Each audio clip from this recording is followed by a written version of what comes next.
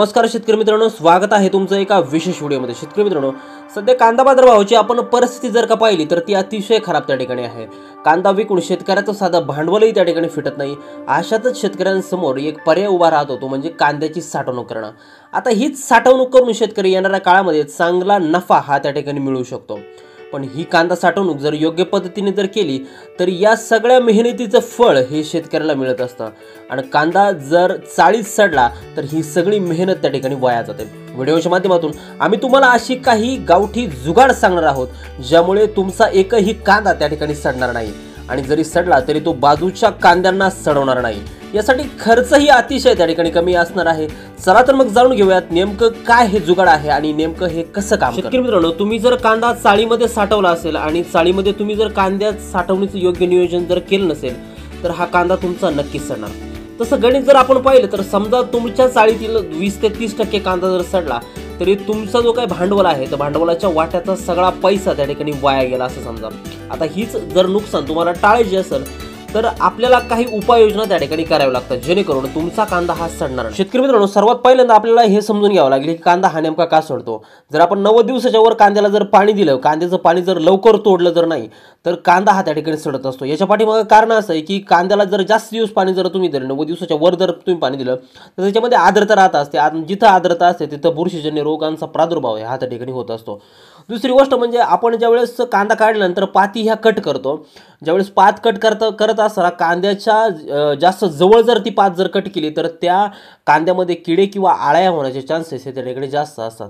आता साठवणीच्या जागेवरती जर हवा खेळती नसेल तरीही तुमचा कांदा त्या ठिकाणी खराब होऊ शकतो। आणि सगळ्यात महत्त्वाची गोष्ट, कांदा हा स्वतःच खूप उष्ण आहे त्या ठिकाणी, त्यामुळे कांदा हा व्यवस्थितच काळजी घेऊन त्या ठिकाणी साठवला पाहिजे। जर काळजी नाही घेतली तर हा कांदा स्वतः तर सडतोच, पण बाजूचे जे काही कांदे असतात हा त्यांनाही त्या ठिकाणी खराब करू शकतो। जर योग्य काळजी घेतली नाही तर कांद्याला कोंब फुटणं किंवा त्यावरती डाग पडणं, कांद्याला पाणी सुटणं अशा गोष्टी त्या ठिकाणी घडू शकतात। आता अशातच तुमचा जो काही कांदा आहे तो जर खराब जर होऊ द्यायचा नसेल तर आपल्याकडे 3 ते 4 पद्धती अशा आहेत, अशा जुगाडू पद्धती आहेत ज्या तुम्ही जर केल्या तर तुम्हाला खर्च हा फार त्या ठिकाणी कमी येणार आहे। बऱ्याचशा शेतकऱ्यांनी ह्या पद्धती अवलंबल्या आणि त्यांची जे काही कांद्याचं नुकसान होणार होतं ते कांद्याचं नुकसान हे त्या ठिकाणी थांबलेलं आहे। आणि अशा प्रकारे हे जे काही जुगाड आहे हे आपल्याला त्या ठिकाणी कांदा चाळीतच त्या ठिकाणी करायचं आहे। चला तर थोडक्यात जाणून घेऊया हे नेमकं जुगाड कसं काम करतं। आता हे नेमकं जुगाड करायचं तरी कसं।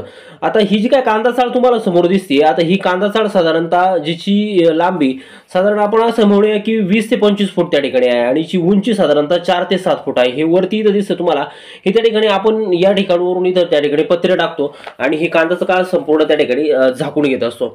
आता याच्यामध्ये आपल्याला जे जुगाड करायचे ते पत्र्याच्या आतमध्ये त्या ठिकाणी आपल्याला करायचे। बघा, आता आपण हे साधारणतः हे कप्पे जर तुम्ही पाहिले तर ह्या कप्प्यांमध्ये आपण जे काय कांदे आहे ते कांदे त्या ठिकाणी साठवत असतो। आणि जे काय सेंटर जो तुम्हाला दिसतो या कांदा चाळीचा, तर तिथं या ठिकाणी जे काय आहे तर हा याचा मेन डोर आहे, जिथून आपण काय करतो कांदे त्या ठिकाणी काढत असतो ज्यावेळेस आपल्याला कांदे विकायचे असतात। आता जुगाड नेमकं करायचंय तरी कसं। आता हे कांदे जे काय आहे तर याच्यामध्ये सुरुवातीला काय करायचंय की जो डोर दरवाजाच्या तिथली जी काय साईड आहे तर तिथं साधारणतः ही जागा त्या ठिकाणी आपल्याला मोकळी ठेवायची, जेणेकरून वातावरण जे कांद्याच्या आतमध्ये जे काय हवा आहे ती त्या ठिकाणी खेळती राहील। आता दुसरी गोष्ट आपल्याला याच्यामध्ये अशी करायची आहे की कांदा हा मूळतः त्या ठिकाणी उष्ण असतो। आता उष्ण कांदा असल्यामुळे हे जे काय आसपासचं जे काय वातावरण आहे यांच्या वरचं आणि खालचं, इथं कायम त्या ठिकाणी उष्णता निर्माण आणि एक उग्रवास त्या ठिकाणी निर्माण होत असतो, ज्याच्यामुळे प्रचंड उष्णता त्या ठिकाणी बाहेर त्या ठिकाणी फेकली जाते। आता ही जी काय बाहेरची उष्णता आहे, आता वरून हे जे काय पत्रे असणार आहेत ह्या पत्र्यांची प्लस उष्णता आता उन्हाळ्याच्या काळामध्ये परत यांच्यावरती इथे ह्या कांद्यांवरती त्या ठिकाणी येणार आहे, म्हणजे आतमध्ये पण उष्णता आणि बाहेर पण उष्णता। आता याच्यासाठी आपल्याला काय करायचंय की एक साधारणतः ह्या लेवलला आपल्याला एक त्या ठिकाणी पाईप बांधायचा, किंवा आपण असं म्हणूयात की तुम्ही दोरी बांधली किंवा एक त्या ठिकाणी वायर रोप बांधला तरी त्या ठिकाणी चालू शकतो। आणि त्या वायर रोपला साधारणतः 5-5 फुटाच्या अंतरावरती आपल्याला काय करायचं, इथं एक्झॉस्ट फॅन जे काय आहेत ते एक्झॉस्ट फॅन इथं त्या ठिकाणी फिट करायचे। मार्केटमध्ये तुम्हाला एक्झॉस्ट फॅन त्या ठिकाणी 700 ते 800 रुपयाला त्या ठिकाणी एक्झॉस्ट फॅन हा भेटून जातो। असे 4 ते 5 साधारणतः तुमची जेवढी लांब बाराखी असेल ते साधारणतः 5-5 फुटावरती तुम्हाला हे एक्झॉस्ट फॅन त्या ठिकाणी फिट करायचे. आता याचं मेन काम काय असणार आहे बघा, तर याचं मेन काम जे असणार आहे ते कांदा ही जी काय बाहेर गरमी फेकणार आहे जे आणि प्लस हे जे काय छत आहे तर छत सुद्धा गरमी त्या ठिकाणी आतमध्ये टाकणार आहे. तर एक्झॉस्ट फॅन काय करणार आहे, ही जी काय सगळी गरमी आहे ती त्या ठिकाणी बाहेर काढण्याचा प्रयत्न त्या ठिकाणी करणार आहे. तर याच्यामुळे याच्यामध्ये जे काय वातावरण आहे किंवा जे काय टेम्परेचर आहे ते टेम्परेचर त्या ठिकाणी कमी होऊ शकतं. आता याच्यामध्ये दुसरी गोष्ट नेमकी काय करायची, तर दुसरी गोष्ट बघा नेमकी कशी करायची ती आपल्याला. तर दुसऱ्या गोष्टीसाठी लागणार आपल्याला त्या ठिकाणी पीव्हीसी पाईप्स. आता पीव्हीसी पाईप्स काय करायचे, पीव्हीसी पाईप्स साधारणतः ह्या वरून इथपर्यंत ह्या अंतरावरती त्या ठिकाणी टाकून द्यायचे. प्रत्येक कंपार्टमेंट प्रत्येक जे काय तुमचं कप्पा असेल त्या कप्प्यामध्ये त्या ठिकाणी पीव्हीसी पाईप त्या ठिकाणी टाकायचे. आता याचं हे काम कसं करणार आहे, तर साधारणतः इथं जी तयार होणारी उष्णता आहे, या साईडला तयार होणारी जी उष्णता आहे ती या पाईपा थ्रू त्या ठिकाणी बाहेर जाईल आणि बाहेर जाऊन हे जे काय दुसरी जी काय गार हवा आहे ती गार हवा सुद्धा या पाईपामधून त्या ठिकाणी आतमध्ये येईल आणि अशा प्रकारे इथलं जे काय वातावरण आहे ते वातावरण त्या ठिकाणी थंड करण्याचं काम हे त्या ठिकाणी या हवेच्या माध्यमातून या एक्झॉस्ट फॅन आणि पाईपच्या माध्यमातून आपण त्या ठिकाणी करू शकतो, जेणेकरून जो काय कांदा आहे तो कांदा त्या ठिकाणी खराब होणार नाही.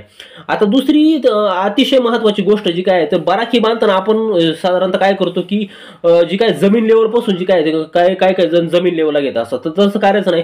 जमीन लेवलपासून साधारणतः 1 ते 1.5 फुटाच्या अंतरावरती आपल्याला ही बाराखी त्या ठिकाणी बाराखीची जो काय बॉटम असणार आहे, जो काय तळ असणार आहे तो त्या ठिकाणी घ्यायचा आहे.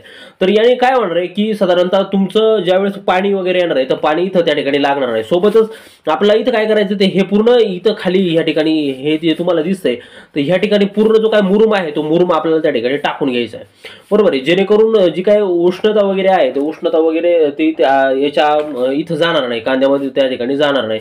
तर अशा प्रकारे तुम्ही जर नियोजन व्यवस्थित जर केलं तर तुमचे जे काय कांदे आहे ते त्या ठिकाणी सडणार नाही आणि जर कांदे जर सडले नाही तर तुमचं नुकसान आहे त्या ठिकाणी कमी होईल आणि तुम्हाला ज्यावेळेस तुम्ही कांदे विकणार आहे त्यावेळेस तुमचा कांदा हा बाजारामध्ये त्या ठिकाणी जास्त जाऊन तुम्हाला भरपूर प्रमाणात त्याचा नफा त्या ठिकाणी भेटतो. शेतकरी मित्र हो, दिलेली माहिती जर तुम्हाला उपयुक्त वाटली असेल तर व्हिडिओला एक लाईक नक्की करा. तुमच्या मित्रांसोबत हा व्हिडिओ त्या ठिकाणी लवकर शेअर करा. तुम्हाला अजून कांदा साठवण्याचं कुठलं जुगाड माहिती आहे कमेंट करायला विसरू नका. चॅनलवरती नवीन असाल चॅनलला सबस्क्राईब करा. भेटूयात एका पुढच्या अशाच नवीन व्हिडिओमध्ये एका नवीन माहितीसह. तोपर्यंत शेतकरी मित्रांनो धन्यवाद.